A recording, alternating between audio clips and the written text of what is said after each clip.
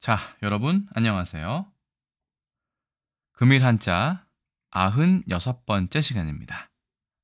오늘 함께 살펴볼 96번째 한자는 바로 이것입니다. 자, 이 글자를 딱 봤을 때 바로 도금과 뜻이 생각나신다면 당신은 한자에 상당히 친숙한 분이실 겁니다. 하지만 대부분의 경우에는 당연히 또 이 글자의 발음에 대해서는 잘 모르실 수 있습니다. 왜냐하면 상당히 특이한 발음을 가지고 있기 때문이죠. 그냥 보기에는 손수도 보이고요. 그 다음에 날일자인가요? 아니면 뭐 가로 말자인가요? 모르겠습니다. 그 다음에 흑토자가 보입니다. 자, 이 글자는 과연 어떤 도금을 가지고 있고 뜻은 어떻게 되어 있을까요? 바로 살펴보겠습니다. 해설본 영상이기 때문에 조금 더 여유를 가지고 천천히 설명드려보도록 하겠습니다. 일단 이 글자는 1급에 배정되어 있는 꾸밀 날짜입니다. 이 꾸미다라는 것은 없던 것을 조금 인위적으로 만든다는 얘기죠. 그렇기 때문에 손수가 들어갔을 겁니다. 그냥 보시면 이렇게 돼 있어요. 제방변에 막을 열. 네. 원래는 이렇게 열 해야 되지만 우리 국의 음화라는 게 있죠. 그래서 열이라고 발음을 하는 것 같습니다만 이 단독으로는 거의 쓰이지는 않습니다. 자, 일단은 제방변이라고 많이 들어보셨을 거예요. 손수의 변형인데 왜 제방변이라고 하느냐? 제주할 때 제자가 이렇게 생겼기 때문이죠. 그렇죠? 우리 재능할 때 제자가 이 제이기 때문에 제방, 왼쪽에 있는, 그죠? 방변에 이라고 한다. 얘기를 합니다. 보통 손수를 나타내고요.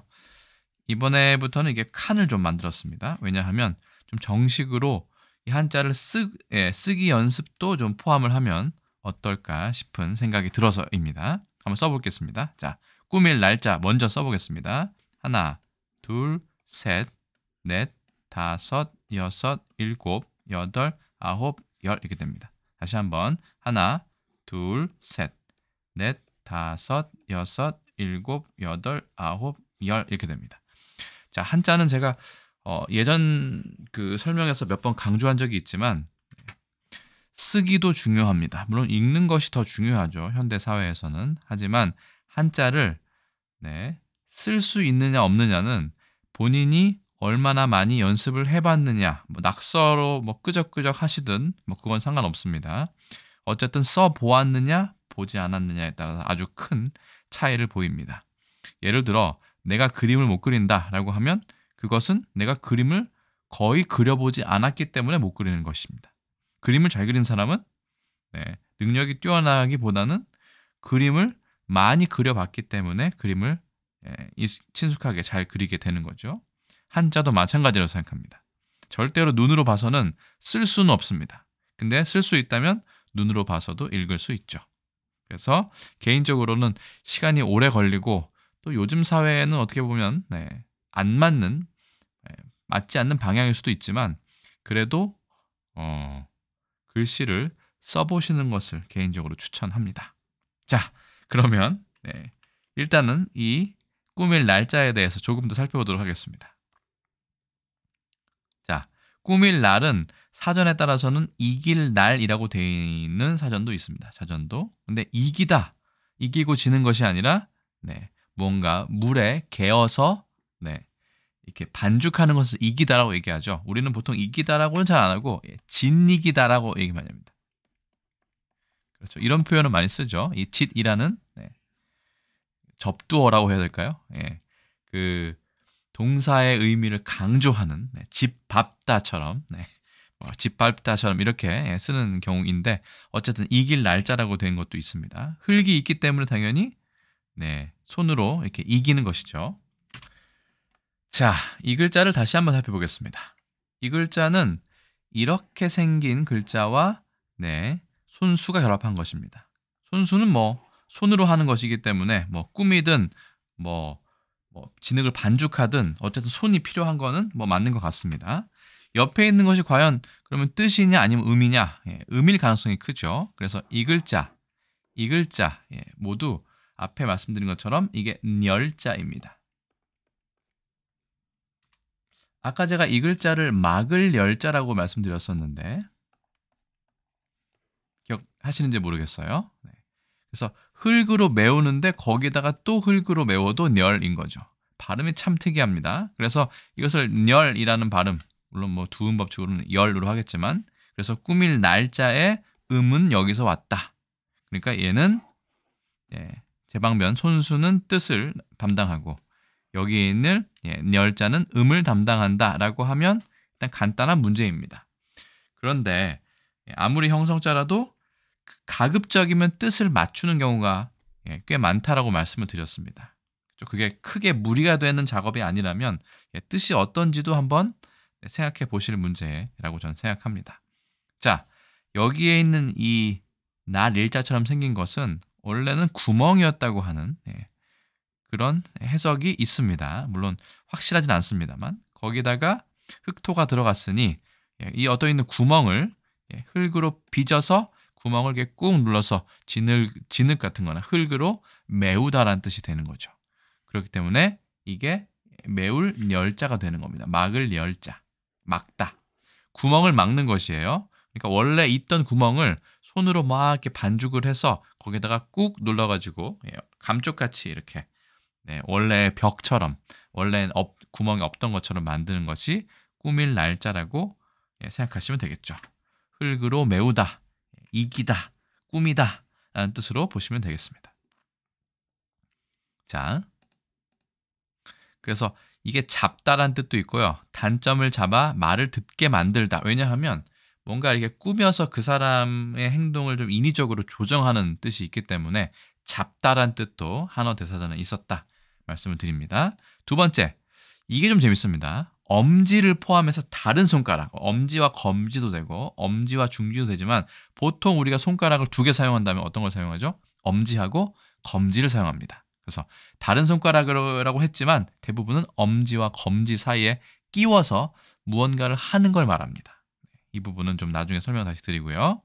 자, 손가락으로 일정한 모양을 만들다라고 해서 원래 없던 것을 인위적으로 만드는 것이기 때문에 위조하는 것이나 허구, 편조, 그러니까 짜서 만드는 거죠, 이렇게. 그렇죠? 그다음에 은닉의 뜻도 있습니다. 사실 이 끼우다라고 했을 때 이 은닉, 감추다, 이 닉자도 숨기다의 뜻인데 상당히 재미있는 글자입니다. 이 글자는 또 나중에 금일 한자 시간에 다시 한번 다루도록 하겠습니다. 자, 발음도 특이하죠. 닉, 그렇죠? 익명할 때 닉인데 두음 법칙에서 익으로 읽죠. 재밌는 거는 이 글자와 발음이 우리나라 도금이 같은 이 날짜도 있습니다. 이 날짜랑 기본적으로 같다고 보시면 됩니다. 위에서 아래로 누르다, 힘으로 손으로 누르다라는 뜻도 있기 때문에 우리가 반죽을 하려면 이렇게 눌러야 되죠. 뭔가 꾹꾹 이렇게 눌러야 되죠. 그런 모습을 생각하시면 됩니다. 참고로 이 반죽, 이게 지금 반죽이라는 뜻이거든요. 반죽이라는 것은 왠지 한자어 같지만 우리나라 국어사전에서는 순우리말로 여기고 있습니다. 근데 저는 약간 의심이 되는 게 이 반자 같은 경우는 섞을 반자 일 가능성이 있을 것 같고 죽자 같은 경우는 이런 죽, 그죠? 죽처럼 이렇게 서로 섞다라는 어떤 이런 한자도 될 것 같지만 이거는 저의 편견일 수도 있죠. 왜냐하면 모든 글자가 한자를 어원을 갖는 건 아니거든요. 어떻게 보면 그 생각 자체는 좀 위험할 수도 있습니다. 그렇죠? 자, 뭐 생각이란 말도 굳이 한자로 해가지고 뭐 날생에 깨달을 각자를 쓴다든가 그럴 필요까지는 없는 것 같습니다. 자, 어쨌든 그래서 이런 여러 가지 뜻이 있다. 보통 한자에는 여러 가지 뜻이 많죠. 어떤 한자는 어떤 글자만 이렇게 의미한다라는 경우는 거의 없다고 보셔도 됩니다. 우리말도 그렇고요. 영어도 그렇죠. 영어에서도 1번 뜻, 2번 뜻, 3번 뜻 있듯이 이 꾸밀 날짜도 손으로 하는 많은 일을 의미하기도 합니다. 자, 그러면 계속해서 설명을 드리겠습니다. 자, 꾸밀 날짜, 이길 날짜에 예서체는 이렇게 생겼고요. 해서체 이렇게 생겼습니다. 갑골문도 없는 걸 봐서는 이거는 그나마 좀 젊은 한자 중에 하나라고 보시면 됩니다. 자, 동자 보실까요? 이렇게 생겼습니다. 이것도 뭔가 절구 같은 걸로 쿵쿵 눌러가지고 이 공자도 사실은 이 땅을 다지는 공구에서 왔죠. 뭐 이렇게 생겼나요? 네, 이렇게 생긴 공구에서 온 걸 보면 손으로 무언가 이렇게 흙을 빚어가지고 네, 절구에 찍고 뭐 이런 느낌이 많이 납니다. 손으로 이렇게 막 조작하는 느낌도 나고요. 이체자 중에는 이런 글자도 있네요. 참고하시면 될 것 같습니다. 자, 그러면 이 글자와 비슷한 글자가 하나 또 있습니다. 아까 말씀드린 누를 날짜 말고요. 이 글자가 있습니다. 이 글자는 열반열자입니다. 네. 왜냐하면 이 글자는 열반, 두음법칙으로 열반이라고 하는 단어를 구성할 때 빼고는 거의 쓸 일이 없다고 보시면 됩니다. 원래는 이게 원래 그 흙을 메워 놓다라고 말씀드렸죠. 거기에 물이 있기 때문에 물이 많은 흙, 그러니까 진흙을 말하는데 그 중에 특히 개펄, 갯바닥 혹은 호수바닥, 뭐 강바닥 등에 보면 흙이 뭐 일반 흙과는 달리 진흙이죠. 그러면서 약간 검은색을 띠는 그런 흙이 있는데 그런 흙을 네, 이 멸자라고 얘기한다고 합니다. 아까 이 자체가 멸자였는데 이번엔 날짜가 아니라 멸로 읽네요. 그렇죠? 그런데 말씀드린 것처럼 이거는 그런 뜻이 있다고 해도 실제로 그런 뜻으로 해석되는 경우는 거의 없고 바로 이 글자를 구성하기 위한 구성자라고 보시면 됩니다. 이 글자는 네, 멸반이죠. 이 뜻대로 해석하면 전혀 말이 되지 않습니다. 왜냐하면 네, 이거는 산스크리트어 버머엔 네, 예, 뭐 닐바나에서 왔기 때문이죠. 네. 그래서 모든 번뇌의 얽매임에서 벗어나고 진리를 깨달아 불생불멸 죽지 않는 거예요. 법을 체득한 경지다. 열반의 경지 할 때 열반이라고 하는데 한자 뜻은 전혀 상관없다고 생각해도 되고 물론 조금은 고려했겠지만 지금으로서는 그냥 그렇죠? 닐바나의 음역이다라고 생각하시면 됩니다. 참고로 우리는 멸반이라고 얘기해서 닐바나랑 비슷한 뜻이 느낌이 있는데 현대 중국어에서는 니에반 해서 훨씬 그 원어보다 거리가 멀어진 것을 알 수 있습니다. 우리나라의 음이 이럴 땐 더 도움이 된다고 보시면 되겠죠. 그 당시에 한자 음과 좀 더 비슷하지 않나 싶습니다. 자, 그리고 아까 말씀드린 또 누르다의 뜻을 가진 이 글자도 있습니다. 이 글자는 1급에 배정된 역시 똑같네요. 누를 날짜입니다. 이거는 우리가 날인이라고 할 때 쓰는 거죠. 날인, 도장을 날인, 서명하고 도장 날인 이렇게 얘기할 때 날짜인데 이거야말로 사실은 누르다란 얘기입니다. 위에서. 근데 아까 네, 이 날에도 누르다가 있었죠. 그렇기 때문에 두 글자가 통하지만 지금은 이거는 이제 뭔가 꾸미고 뭔가 없던 것을 만들고 하는 그런 뜻이라면 얘는 원래의 뜻대로 그냥 위에서 꾹 손으로 누르다라는 뜻으로 생각하시면 됩니다. 그러니까 이거는 도장을 위에서 아래로 꾹 이렇게 압력을 주어 누르는 걸 말하죠. 경인, 날장, 조인이란 말도 있는데 이 조인이란 말도 조인식이라고 얘기하죠. 이건 국가와 국가 간에 아니면 기업과 기업 간에 하는 이렇게 도장을 찍는 것을 말하는데 조인식에 왜 조가 들어갔느냐? 조환인신이라고 돼 있어서 인신은 도장을 말합니다. 또 중요한 어떤 믿음을 나타내는 그런 거죠. 조환이라는 건 교환과 비슷해서 뭔가 서로 이렇게 조정해서 도장을 서로 바꿔서 찍는 것을 조인이라고 합니다. 우리 조인식이라고 얘기하죠. 보통 도장을 그냥 찍을 때는 그냥 자기 거 찍으면 되는데 이럴 때는 보통은 도장을 서로 교환해서 찍기도 한다. 뭐 이런 뜻으로 조인이라고 얘기한다고 합니다. 어쨌든 그게 중요한 게 아니라 누를 날짜, 그렇죠? 누를 날짜는 꾸밀 날짜랑 발음이 같다. 상당히 특이한 발음을 가지고 있습니다. 자, 그럼 이제 다시 꾸밀 날짜를 집중적으로 살펴보죠. 꾸밀 날짜는 이길 날짜도 된다고 말씀드렸습니다. 이기다라는 거는 진이기고 반죽한다는 뜻이죠. 중국에서도 니에라고 발음을 하고 형태는 같습니다. 역시 번치자도 똑같고요. 일본의 신자체도 똑같습니다. 그래서 네츠, 네츠 이렇게 발음을 하는데 재밌는 것은 코네루라는 게 있습니다. 코네루는 반죽하다는 뜻이거든요. 네, 그럴 때 이 글자가 실제로 쓰입니다. 그렇기 때문에 우리는 꾸미다, 좀 꾸미다라고 많이 얘기하는 반면 일본에서는 이 글자 그대로 훈독하는 경우가 많다는 얘기죠. 물론 날조 이런 말도 쓰겠지만요. 그래서 예를 들어서 이렇게 써서 코, 네루 하면 이게 반죽하다이고 옆에 있는 쯔꾸네루도 마찬가지입니다. 이 한자 쓰고 네루 이렇게 쓰면 이것도 빚다 반죽하다의 뜻이 됩니다. 그렇기 때문에 일본에서는 이것을 반죽하다, 이기다의 뜻도 많이 쓰고 있다. 이 정도 생각하시면 될 것 같습니다. 자, 말씀드렸죠?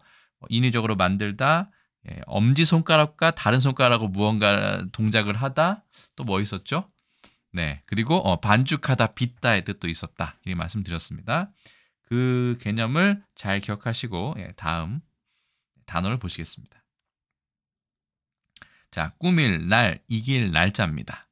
자, 제가 6개의 글자를 가져왔는데 자, 제가 앞서 설명드린 이 꾸밀 날짜에 기본적인 의미들이 많이 들어가 있습니다. 첫 번째, 사실은 이게 가장 핵심 단어죠.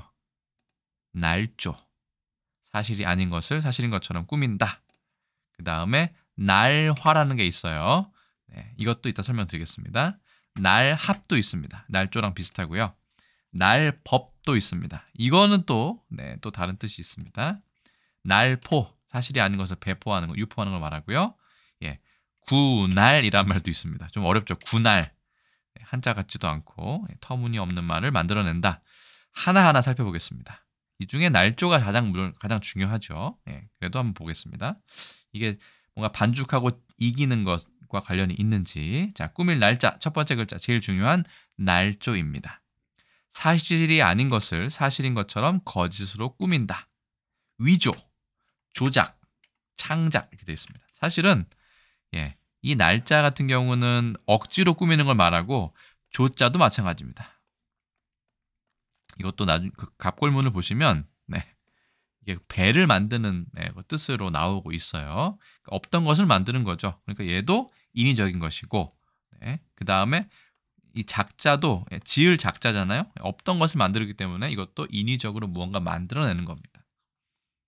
그러니까 작이 들어가든 조가 들어가든 다 인위적으로 만드는 거기 때문에 도가 사상에서는 상당히 여기에 반대하는 그런 공통적인 사상 생각이 좀 있었죠. 자, 거기다가 날이 들어갔으니 더더욱 확실하게 무언가 없던 것을 막 이렇게 손으로 빚고 메우고 막 이런 얘기이기 때문에 훨씬 더 사실이 아닌 것을 거짓으로 꾸민다라는 의미가 강조된 것이죠. 이게 그래서 손으로 반죽하다로 생각하시면 훨씬 더 이해하시기가 편합니다. 반죽해서 만드는 거니까 없던 것을 이렇게 조금 바꿔가지고 구멍을 메우기도 하고 그런 것 아니겠습니까? 날조의 정확한 뜻은 그렇게 해석하시면 조금 더 기억하시기가 편하지 않을까 생각이 듭니다. 두 번째 단어는 날화입니다. 이런 말은 사실은 거의 쓰지 않아요. 실제로 공업 용어로 돼 있고 해석을 보시면 점도가 큰 물질이나 반고체 재료를 이길 날짜죠. 반죽하는 일. 자, 보십시오. 이게 꾸미다는 뜻이 아니라 반죽해서 무언가를 서로 섞는 걸 말합니다. 근데 공업 용어이기 때문에 우리가 좀처럼 들을 일은 없지만 이쪽에 계신 분들은 날화라는 표현을 분명히 알고 계실 것 같아요. 그럴 때는 이게 반죽하다, 섞다의 뜻이다. 확실하죠? 그 다음 날합, 이것도 마찬가지죠. 뭔가 반죽을 해서 합치는 거니까 사실이 아닌 것처럼 꾸미다. 그래서 날조와 거의 같은 뜻입니다. 두 개를 막 빚어가지고 싹 합쳐요. 그러면 원래 이런 게 아닌데 다른 것처럼 보이겠죠? 거짓으로 꾸미는 것을 말합니다. 자, 그 다음 글자는 날법입니다. 날법은 이 법자는 사실 불법의 뜻도 있지만 여기서는 한의학이에요. 어떤 법일까요? 첫째, 둘째, 셋째 손가락 또는 첫째, 둘째 손가락으로 치료하라는 부위를 주무르는 안마법을 한방에서 이르는 말이다. 이제 아시겠죠? 아까 엄지와 다른 손가락을 사용해서 뭔가를 만들거나 하는 행동을 말씀드린다고 말씀드렸는데 얘기한다고요. 이것도 마찬가지입니다. 공통 부분이 뭐냐면 엄지입니다. 첫째 손가락. 첫째와 둘째 혹은 첫째, 둘째, 셋째.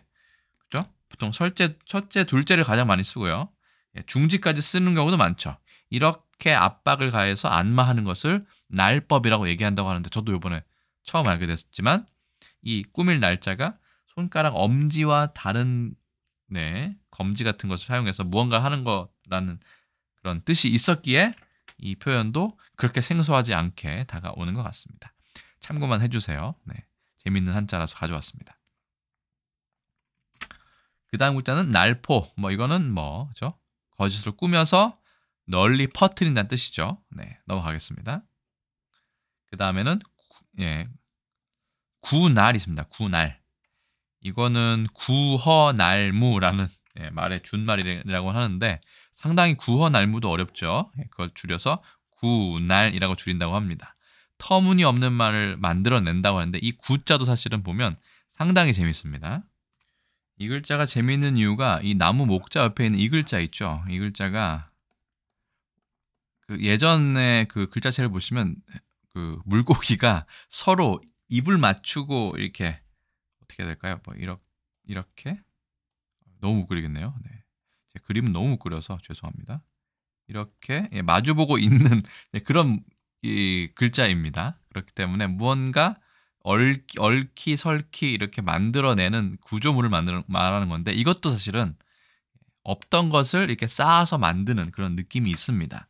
그래서 구헌알무라고 하면 빈 것을 쌓아 올려서 없던 것을 새로 빚어 만들어낸다 이런 뜻입니다. 그래서 뒤에 아마 더 따로 말씀드릴 거예요. 구헌알무, 터무니없는 맛을 만들어낸다. 없던 것을 만들어내는 거니까 구도 날도 여기서는 없던 것을 만들어내는 그런 거짓 꾸밈을 얘기합니다.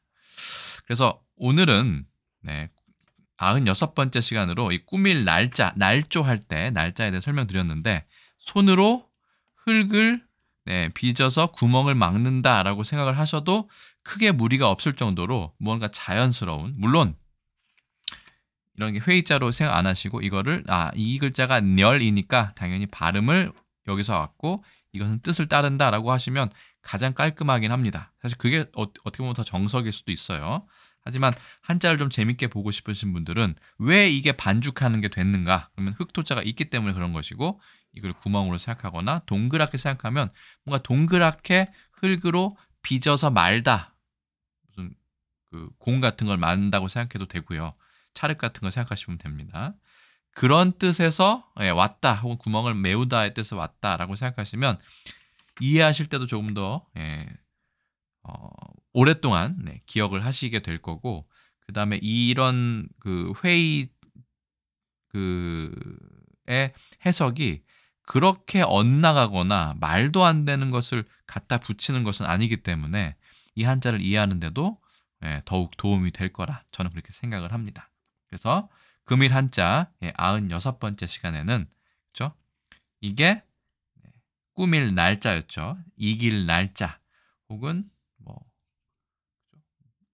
또 뭐 있었죠? 반죽할 날짜 이렇게 생각하시면 앞으로 날조라는 말이 나왔을 때도 훨씬 더 효율적으로 암기하고 활용할 수 있으리라 생각합니다. 그래서 오늘 컨텐츠는 여기까지 말씀드리고 저는 또 다음에 다른 컨텐츠에서 인사드리겠습니다. 여러분 안녕히 계세요.